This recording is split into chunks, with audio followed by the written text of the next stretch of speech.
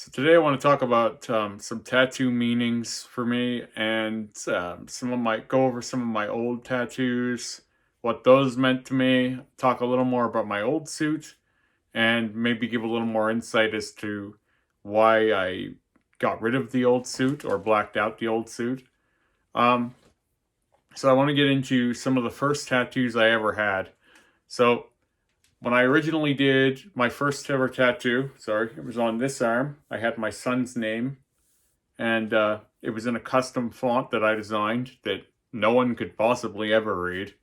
Uh, yeah, it had a sword for the eye, and yeah, it had stars all around it, custom stars that I drew when I was young, and then I incorporated more of those stars into other parts of my body as like a loose body theme. I'm not really sure why I did that. That's one of those things that you do when you're a kid and you think are cool, but or like younger when and you think are cool, but later as an adult you're not really sure what you were thinking exactly. Um, that's not to say I regret them. It's just I can't give them um, a good understanding really. So I had two of them here, and I had one below my belly button, and the one below my belly button had a smaller red star in it for some reason. Again, not sure exactly what that was about. Um, so yeah, later I got a bat added to the upper part of my belly button, like it was like a blackwork bat that was like stretched, and it was being ripped apart by two skeleton hands that were busting out of my um, rib area. At the time, I really just wanted to have some skin rip tattoos. They didn't really work very well, but whatever. I got what I wanted. I then later added, I had a dagger with a red eye on this side of my neck, and a sword with wings and a blue eye on this side of my neck. And then on the back of my neck, I put another star with a purple eye because red and blue make purple. So it was kind of like a combination of the two, um, with the good and the evil, and then in the back, the eye is opening. So that's kind of a loose theme from my work because this chess piece is one of my favorite pieces, and I drew it as a kid. Um, what it means to me is here we have this skull with the horns and this skull with the halo, and then we have this regular human skull here, and that to me is the key. The key is each human has good and bad within them, and but it doesn't matter exactly how much good or bad you do, you will die one day anyway. So that's kind of the key. Um, that was the whole inspiration behind this drawing as a kid. Now, as I said, I drew that as a kid with less of an understanding of life in general. But later in life, I took that into the same artist I'm working with now, Rick. I'd say it was 2008. And he said it was a really cool idea, but the drawing was terrible. So he took it and cleaned it up and drew this version of it, and we tattooed it over, I think it was 3 sessions. Now, it was then my favorite tattoo, and it's still one of my favorite tattoos, and that's part of why I've kept it. I also just think that it was done really, really well, and I always thought that if I ever had like a one favorite piece, this would be the one. Now, I've had some added scents that I think I like even more, but yeah, this one's probably never going to get blacked out. I get people asking me all the time if I'm going to get rid of the chest piece, or even saying that it would be better if I got rid of it, but I have no desire to do that. Around the same time, or just before that, I got my back done for the first time. I got this sword with the roses here. If I can show it off somehow. So the sword and the roses. Well, I'm not going to show it completely, but they were my first back tattoo, and I didn't have a greater idea, like a bigger idea than that at that point in my life. So everything we added on was much, much later, like the black eyes back there, and there's like a whole gothic vampire sacrifice scene there in a cathedral that was loosely based off of Lacrimosa album arts Lacrimosa being one of my favorite bands. Um, so yeah, that was where my first back piece came in. And obviously I made that into a much, much bigger piece. Um, Later on, I added the beginnings of the eye to my torso. And the eye and the tentacles that surrounded the eye were both, again, something I drew when I was young. When I was very, very young, I played many, many video games. As you can see right here, it's a Final Fantasy IX painting. I have several Final Fantasy IX or Final Fantasy artwork pieces hanging around my house, for example. Now, I don't play any video games anymore, but when I was younger, Final Fantasy was my favorite series. And there were two creatures that inspired the eye. That was the Malboro, which is a giant green tentacle monster with a gaping giant mouth, and he had a move called Bad Breath. And yeah, anyway. And Airyman, a floating eye. So basically what I did when I was a kid was I took those two ideas and I put them together. It was like Malboro had swallowed an Airyman, and that was what I drew. So the tentacles that I did were supposed to be like his tentacles, which were much bigger and much more nasty looking than the ones I ended up with. The ones I ended up with looked a little bit more almost like an octopus, but not quite. Where what I was going for would have been more like Cthulhu or a sea monster that would wrap its tentacles around a ship and destroy it, you know, so much bigger and much nastier tentacles is what I was looking for. But sometimes, you know, it's hard to find an artist in your area that can do that at all, let alone exactly as how you were thinking. So it wasn't like I was miserable about how those tentacles came out. It was just they weren't quite what I wanted them to be. Like I always kind of felt like they could have been meatier and nastier looking. And that's exactly what I intend to do with my third suit and the new tentacles. I want to make them much, much more dangerous or scarier.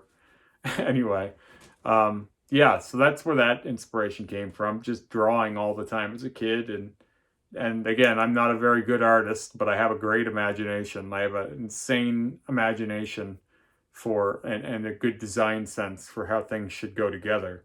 Which is the old torso. A lot of people thought that maybe one artist did all of it, or that it was all planned from the beginning. And really, I had about 5 or 6 different artists working on me while that torso was being put together, and it's safe to say that none of them were working together on that project. And if anything, some of them disliked each other. So the fact that it came together at all was more about my design sense and knowing where to put things to fit them together, and having a good idea of flow rather than any one artist doing that. I've told this story before on my podcast, but when Lee was doing my back piece, he was being respectful of that area. He was just doing the back. While I had another artist who was doing my front, he actually looped 2 of those tentacles into the back piece, just to throw almost like a wrench in my other artist's piece, because he knew we were about to be in those areas. So, yeah. They weren't working together. They were working against each other, which made things very frustrating for me, no doubt. We actually had to sort of black out one of those tentacles in order to get that back piece to look normal. We had to cover it up and then use gray tones over it to make it vanish. So that's another little story about my torso and back piece problems. But yeah, so most of my big pieces came from my imagination. They weren't anything I ever seen anywhere necessarily. They were things that I sort of fit together. And yeah, they were the eye and the chest piece, being 2 things I drew, are 2 of my favorite pieces, and they have the most meaning to me. The eye, for example, part of the meaning for me is, again, poetic. The reason I've kept the eye, and for anyone who's followed me for a long time knows that that eye wasn't always the same. It was a lot softer and a lot lighter when I first got it done. Now it's a lot darker and a lot redder, and the teeth are a lot sharper looking. They're not nearly as like dirty and dull looking as they were in their first inception. And part of that growing, the eye, is that the more pain I feel emotionally or physically, the more I grow, and therefore the more I see, and therefore the more that eye grows with me, right? How better to see than to have an eye at your core? It's kind of the metaphor of that artwork to me. It's not, so I've had people say that eye is like a satanic symbol, or that it's the all-seeing eye, or that it's a nightmare eye, or all these other things. And it's really never been any of those things. It's always had a deeply personal metaphor to me. And I think that that's all that really matters. Tattoos don't have to make sense to everyone else. You get them for you. It's like people say all the time that the blackouts have no meaning. And maybe for some people they do have no meaning. Maybe they're just a cool black sleeve. There's nothing wrong with that. But for me, the blackout has become almost like its own entity. I spoke about this in an earlier video. The blackout is almost like taking care of an animal or a separate organism, where it needs certain things to stay healthy. You need to keep working on it to keep it looking good. You can't take it out in the sun without covering up, or else the sun will really burn you. I feel like a bit of a vampire because of it. I've had people ask me if I still get sunburned, and the answer is yes. I'm much, much more susceptible to sunburn than I ever was before. Think Buffy the Vampire style vampires, where they go out in the sun and it immediately starts burning them. That's sort of what my blackout suit has been for me.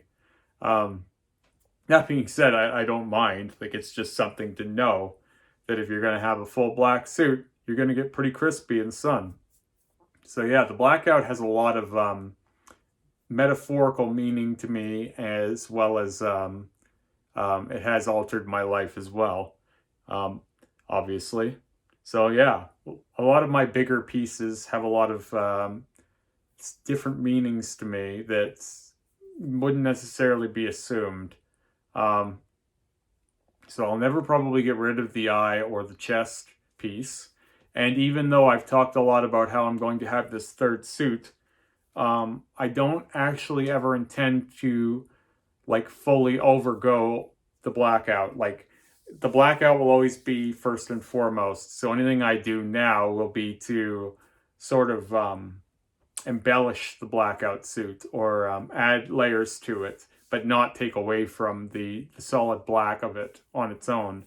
I just kind of want to keep it mostly blackout suit, but add some bells and whistles to it.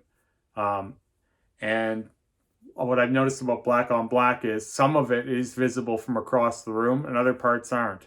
Like, for example, that little piece there where it's filled is pretty noticeable and distinct. Or sorry, no, not that one. This one. This one's the one that's filled. But either way, the other one is a bit more distinct than, say, this black rose. So it's going, my mileage will vary area to area with this stuff, because I'm mostly planning black on black and just a little bit of white on black for now. Who knows, that may change, God knows. But I do think that most of my new additions will be a lot more subtle than the ones that are already present. But that won't make them any less meaningful for me. I've recently had a few people ask me, why would I black out so many images only to put new images on? Like, why would I get a rose and a moon here if I just blacked out all these old tattoos? Well, the best answer I can give is that these tattoos are going to be better done and more interesting to me now as a person than the ones that I covered to get these tattoos. And I think that's all that really matters, really. The white ink moon didn't have much significance of any kind, other than that I like moons, and I wanted to see if we could do it. That was the main thing. I wanted to start small, but also do something that would look cool if it did work. That was really all there was to it.